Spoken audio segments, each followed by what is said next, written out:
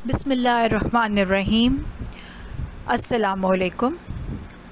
Channel आसान उर्दू में आप सबको खुशामदीद। आज हम सीखेंगे मुज़क्कर मोनस अल्फाज या तज़कीर तानीस के बारे में। आज हम इसमें सीखेंगे कि रिश्तों की तज़कीर तानीस क्या है और अल्फाज की तज़कीर तानीस किसे कहा जाता है।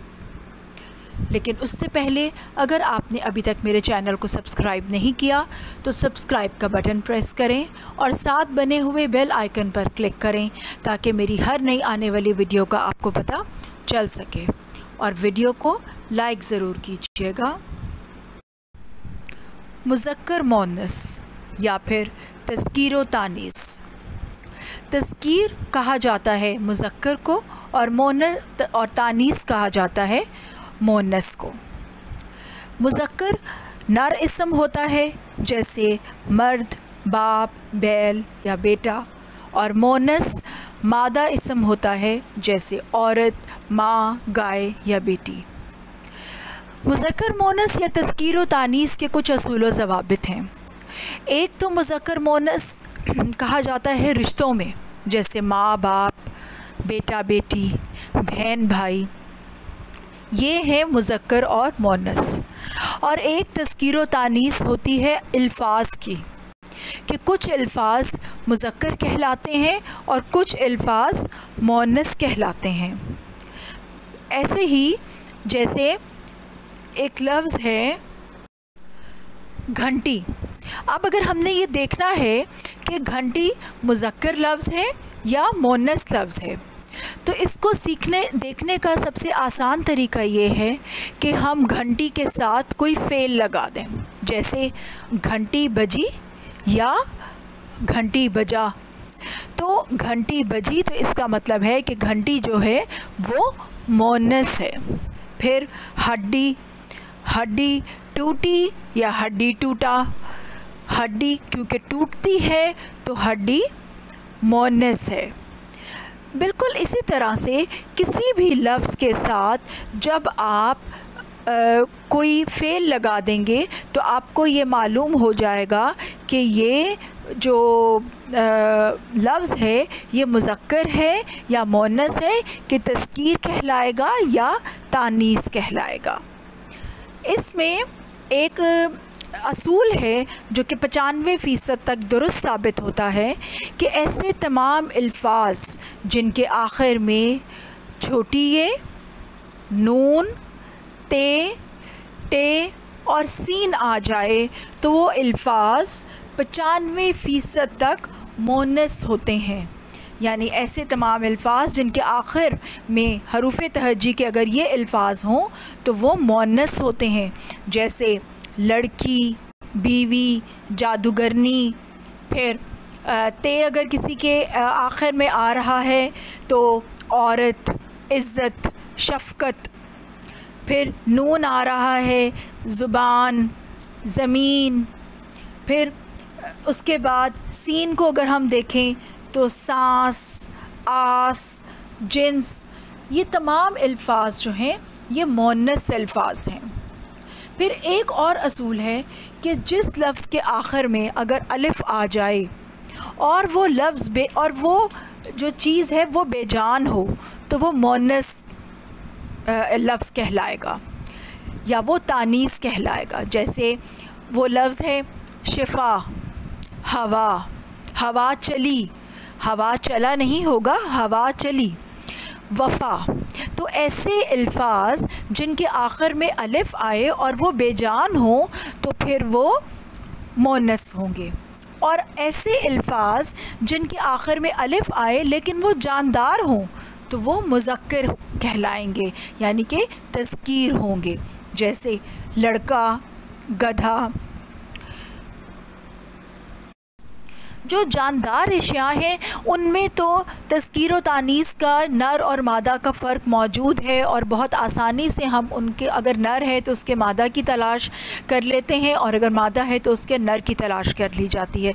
जैसे शेर, शेरनी, लड़का, लड़की, माँ, बाप, औरत, मर्द। बहुत आसानी के साथ हमें उसका नर है तो उसका मादा, मादा है तो उसका नर मिल जाता है। लेकिन बेजान अस्मा में नर और मादा का फ़र्क नहीं होता, इसलिए उसकी तज़कीर व तानीस का तमाम दारोमदार जो है वो ज़ुबान पर होता है कि हम बोलते उसको कैसे हैं। और बोलते हुए मैंने अभी आपको एक मिसाल दी कि जब हम उसके साथ फ़ेल लगा देंगे तो हमें आसानी मालूम हो जाएगा कि वो लफ्ज़ मुज़क्कर है या मोनस है। इस कायदे पर अमल करते हुए हम बेजान जो अल्फाज हैं उनकी तज़कीर व तानीस का अंदाज़ा बखूबी लगा सकते हैं। अल्फाज की तज़कीर व तानीस। अब यहाँ पर कुछ ऐसे नाम हैं जो जिनके बारे में हम पढ़ेंगे कि तमाम दिनों और महीनों के जो नाम हैं वो मुज़क्कर हैं, जैसे हफ्ता, इतवार, पीर, मंगल, बुध, जुम्मा, ये तमाम नाम मुज़क्कर हैं। लेकिन इनके बीच में एक नाम जुमेरात वो मुअन्नस है। फिर तमाम आवाज़ें, किसी भी किस्म की वो आवाज़ हो, चाहे वो हवा चलने की आवाज़ हो या किसी जानवर की आवाज़ हो, वो तमाम की तमाम मुअन्नस हैं। फिर ज़ुबानों के नाम हमेशा मुअन्नस बोले जाते हैं, वो तमाम मुअन्नस हैं, जैसे उर्दू, अरबी, फ़ारसी, अंग्रेज़ी, फ़रांसीसी, तमाम की तमाम ज़ुबानें जो हैं ये सब मुअन्नस हैं।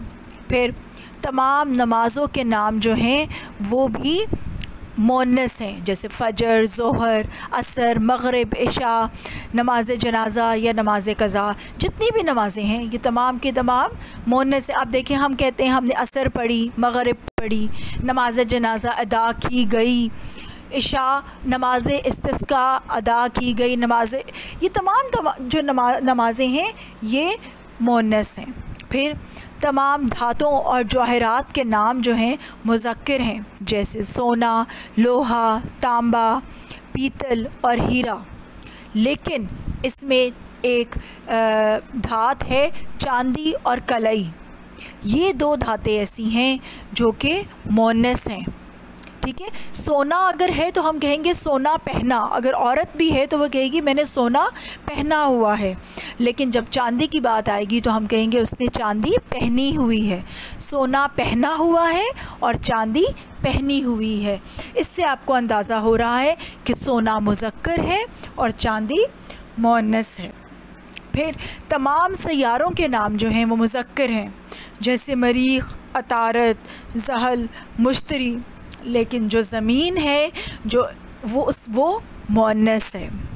तमाम पहाड़ों, समंदरों और दरियाओं के नाम मुज़क्कर हैं, लेकिन गंगा और जमुना ये वो दो दरिया हैं जो कि हिंदुस्तान में मौजूद हैं, इंडिया में मौजूद हैं, और ये दोनों दरिया मुअन्नस हैं। फिर तमाम मुल्कों, शहरों और बरआज़मों के नाम जो हैं वो भी मुज़क्कर हैं, जैसे पाकिस्तान, लाहौर, एशिया। अलबत्ता जो दिल्ली है वो मुअन्नस बोला जाता है, लेकिन अगर हम दिल्ली बोलें तो दिल्ली को हम मुज़क्कर ही बोलते हैं। रिश्तों की तज़कीर व तानीस की फ़हरिस्त आपको यहाँ पर दी गई है। ये बिल्कुल चंद एक ऐसे मिसालें हैं जो यहाँ पेश की गई हैं। बहुत सी ऐसी मिसालें और भी हैं जो कि यहाँ पर लिखना जो था मुमकिन नहीं था, इसलिए चंद एक मिसालें दी गई हैं यहाँ पर। जैसे मलका मुअन्नस है, मुज़क्कर बादशाह है, फिर माँ बाप, अम्मा अब्बा, बांदी या कनीज़ और उसका बंदा, फिर सास ससुर, औरत मर्द, मुमानी मामू, चचा चची, ये रिश्तों की तज़कीर व तानीस में आता है। हैवानात की तज़कीर व तानीस। यहाँ पर जानवरों में मुज़क्कर और मुअन्नस की एक फ़हरिस्त आपके सामने पेश की गई है। चंद एक मिसालें यहाँ पर तहरीर की गई हैं। ज़ाहिर है इसके अलावा भी और बहुत से हैं जो यहाँ पर लिखना मुमकिन नहीं था। उम्मीद है कि आज के इस सबक को सुनने के बाद आपको अल्फाज़ की तज़कीर व तानीस और रिश्तों की तज़कीर व तानीस और हैवानात की तज़कीर व तानीस के बारे में बखूबी समझ आ गया होगा। अब आपको मालूम हो चुका होगा कि अल्फाज़ की तज़कीर व तानीस की पहचान किस तरह से की जाती है, किन असूलों पर अमल करते हुए हम ये जान सकते हैं कि कौन सा लफ्ज़ मुज़क्कर है और कौन सा लफ्ज़ मुअन्नस है। शुक्रिया।